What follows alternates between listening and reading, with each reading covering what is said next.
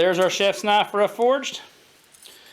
We're going to call that good for the day. We'll jump in on the next video and get it ground, get the perimeter ground out, get everything cleaned up, get it heat treated, tempered, bevels finished, ground in, get a handle thrown on it. But pretty happy with where we are so far. With that being said, I appreciate you for watching. If you would, hit that subscribe button down below, ring the notification bell as well. I've got some steel I've got ordered and some other things I'll have coming in pretty soon so we can get to playing around with some Damascus. I appreciate you watching. You all have a good one. Bye-bye.